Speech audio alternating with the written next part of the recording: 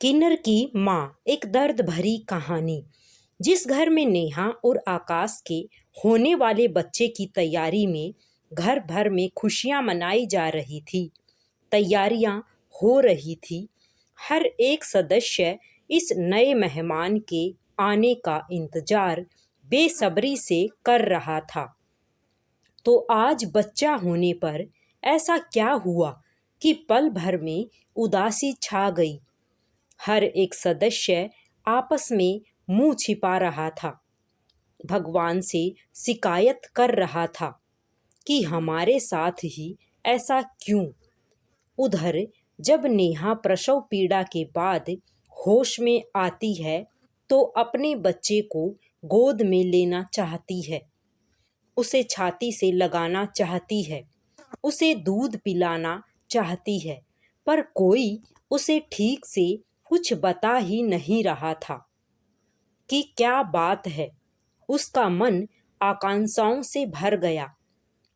तब उसने अपनी सास से बच्चे के बारे में पूछा तो उसने उसे बच्चे की हकीकत बताई।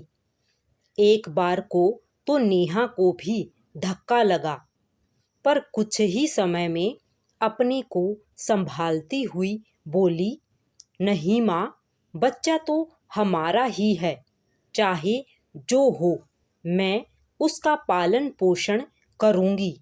मेरे दूध पर उसका उतना ही हक है जितना गाय के दूध पर उसके नवजन्मे बच्चे का। नेहा की काफ़ी मिन्नतों के बाद उसकी सास थोड़ा पिघल सा गई। उन्होंने बच्चे को उठाकर उसकी गोद में दे दिया। बच्चे का मासूम चेहरा देखकर नेहा की ममता तड़प उठी। उसने बच्चे को ढेर सारा प्यार किया और दूध पिलाने ही वाली थी कि किन्नर समाज के लोग बच्चे को लेने आ गए और जबरदस्ती बच्चा अपने साथ ले जाने लगे। परिवार वालों में से कोई कुछ ना कर सका, पर नेहा ने अपनी ममता की दुहाई दी। उसकी पीड़ा के अश्रु उसकी आंखों और उसकी छाती दोनों से बह रहे थे।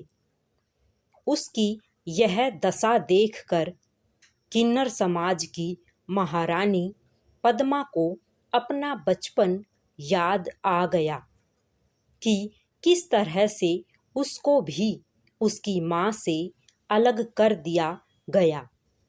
उसकी माँ भी तरसती रही और उसका तो जैसे सारा जीवन ही यातनाओं में बीत गया।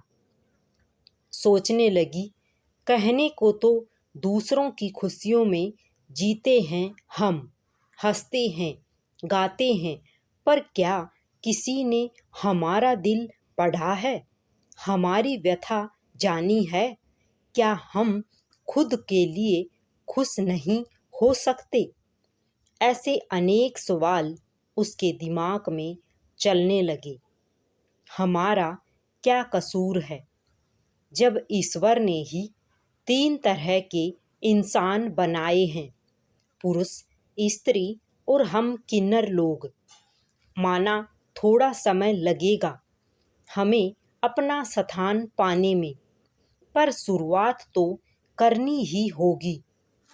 और अब तो सरकार ने भी हर जगह हमारी मान्यता थर्ड जेंडर के रूप में दे ही दी है, तो क्यों हम इस व्यवस्था को नहीं बदलते?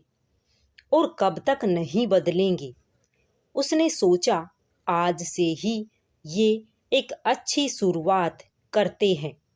ऐसा सोचकर उसने नेहा की गोद में उसका बच्चा वापस डाल दिया और बोली, ले पाल ले अपना बच्चा, मिटा ले अपनी दूध की तड़प, पर देख इसको भी आम बच्चे जैसा ही पालना, पढ़ाना लिखाना, क्योंकि इन सब पर इसका भी इतना ही हक होता है जितना और बच्चों का।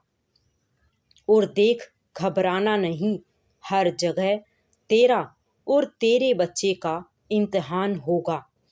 पर माँ की ममता के आगे तो ईश्वर भी हार जाता है, तो इंसानों की क्या औकात है। इतना कहकर पद्मा ने कुछ लेने के बजाय अपने पास से ही कुछ रुपए बच्चे पर नौछावर कर दिए और जोर जोर से नाचना और गाना शुरू कर दिया और सभी को बच्चे की जन्म की बधाई दी।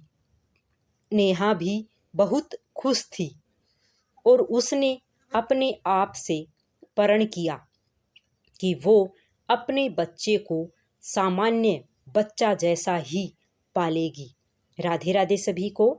अगर कहानी पसंद आई हो तो चैनल को सब्सक्राइब अवश्य करें। जय श्री कृष्णा।